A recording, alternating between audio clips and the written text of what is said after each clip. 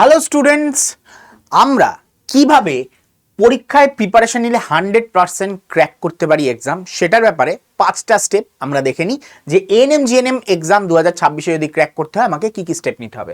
সবার first, Dhanvantari paid ব্যাচের class, তার সাথে ইউটিউব ক্লাস করতে হবে। এবার স্যার আমি তো ধন্বন্তরী ব্যাচে ভর্তি হইনি, আমি অন্য কোথাও পড়ি, তাহলে সেখানকার পেড ব্যাচের ক্লাস তার সাথে ইউটিউব ক্লাস অবশ্যই দুটো মিলিয়ে তোমাকে করতে হবে। ইউটিউব আমাদের এখানে তোমরা ইউটিউব ক্লাস ফলো করতে পারো, আমাদের পেড ব্যাচ ধন্বন্তরী পেড ব্যাচেও তুমি ক্লাস করতে পারো, এখানে তোমাদের A to Z পড়ানো হয়ে থাকে।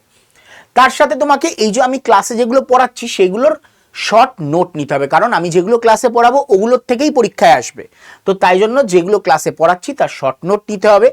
হ্যান্ড রিটেন ফরম্যাটে নিজের খাতায় নোট ডাউন করে নাও, এমন না হয় যে ক্লাসের পিডিএফটাই রেখে দিলাম ওটার থেকেই পড়ে নিচ্ছি। হ্যান্ড রিটেন নোট রাখবে তার সাথে, এবং সেটা যাতে শর্টেস্ট ফরম্যাটে লেখা হয়, পূর্ণ বাক্যে লিখতে হবে না, শর্ট ফরম্যাটে তোমাদের লিখতে হবে। এই যে হ্যান্ড রিটেন নোটস কিভাবে বানাতে হয় এর জন্য আমাদের কিন্তু অ্যাপের মধ্যে ফ্রি কোর্সও আছে।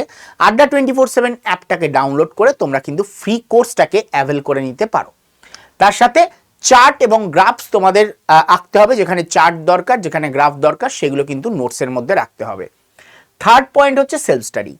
3 ঘন্টা মিনিমাম তোমাকে সেলফ স্টাডির পিছনে দিতে হবে, এবং ইউজ হ্যান্ড রিটেন নোটস। সেই ক্ষেত্রে নিজের যখন তোমরা এই সেলফ স্টাডি করবে নিজেরা, তখন কিন্তু এই হ্যান্ড রিটেন নোট যেটা তুমি লিখেছো ওটা থেকে সেলফ স্টাডি করলে তোমার খুব তাড়াতাড়ি তোমার সেলফ স্টাডি হয়ে যাবে। আদারওয়াইজ যদি এই সেম জিনিসটা তুমি পিডিএফ দেখে পড়তে যাও সেটা 3 ঘন্টার জায়গায় 8 থেকে 10 ঘন্টা লেগে যাবে। তারপরে আসছে রিভিশন, 4 নাম্বার পয়েন্ট। রিভিশনে কি এমসিকিউ প্র্যাকটিস করো, যেটা আমাদের এখান থেকে তোমরা পেয়ে যাবে পেড ব্যাচে যারা যারা আছো। Go through same day studied material, সেই দিন যেটা পড়ানো হয়েছে ক্লাসে সেইটা সেই দিনই পড়ে নাও। এটা গেল 4 নাম্বার পয়েন্ট। এবং last but not the least, সেটা হচ্ছে কি 2 months বিফোর এক্সাম তোমাকে মক টেস্ট দিতেই হবে। তুমি যদি মক টেস্ট না দাও ধরে নাও এই বছর পাস করবে না। তো আমাদের পেড ব্যাচেও যারা থাকবে তারা কিন্তু এই মক টেস্টটাও পেয়ে যাবে। এইবার আমাদের এই পেড ব্যাচে ভর্তি হওয়ার উপায় কি?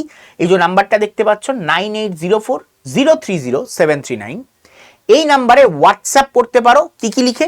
তোমার নাম, তোমার ফোন নাম্বার, তোমার ইমেল আইডি এবং কোন ব্যাচে ভর্তি হতে চাও, এএনএম জিএনএম 2026, এটা লিখে অ্যাডমিশনের জন্য হোয়াটসঅ্যাপ করে দাও। তোমাকে কল করে স্টেপ বাই স্টেপ কিভাবে ভর্তি হতে হবে জানিয়ে দেওয়া হবে। Thank you.